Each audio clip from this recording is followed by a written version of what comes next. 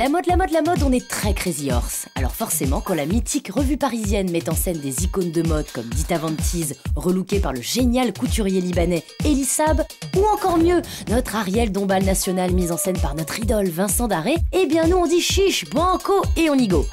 Cette saison, c'est Clotilde Courreau qui s'y est collée, avec une reprise d'un standard olé olé signé Colette Renard. Allez, on se fait plaisir. Je me fais frotter la péninsule, je me fais péliner les choyaux, je me fais remplir le vestibule, je me fais ramoner l'abricot. Cette fois, c'est Roberto Cavalli qui a signé les robes. Normal, Roberto, la robe couture qui permet d'être belle et de faire des trucs sympas. En même temps, c'est un peu sa signature. On devait en même temps respecter le savoir-faire de Monsieur Roberto Cavalli et la haute couture. Et eux devaient s'adapter aussi au fait que ce sont des vêtements qui sont là pour servir le corps.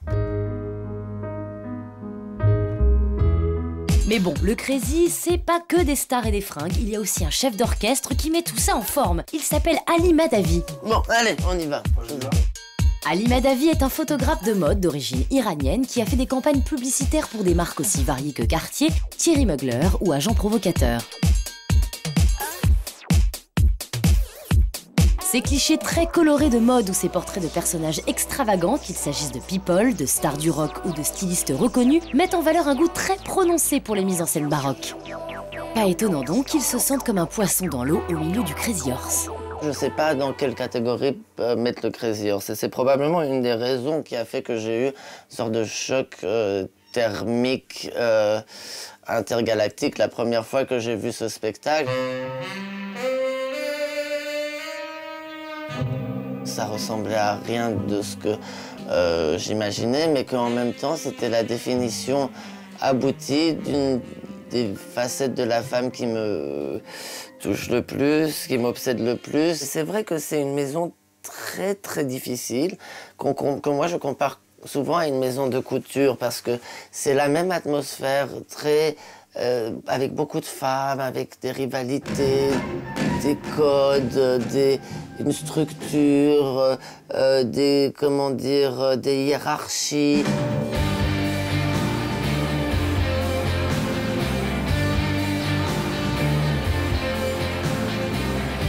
Il faut que ça soit comme un dessin, que ce soit tellement graphique, que ce soit comme un dessin, mais que ça n'en soit pas pour autant intouchable et que ça reste quand même assez sensuel pour provoquer le désir et la frustration.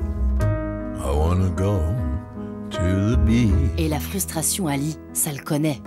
Il y a quand même un jour où je suis arrivé en disant « Ah, j'ai une idée géniale, il faudrait trouver un projecteur ultra puissant et projeter comme c'est le logo du Crazy Horse sur la Lune. » Oui, bon, nous, la frustration, on n'est pas pour. Alors on se reprend un peu de Colette Renard. Je me fais briquer le casse-noisette, je me fais m'amourer le bibelot, je me fais sabrer la sucette, je me fais reluire le berlingot. La mode, la mode, la mode.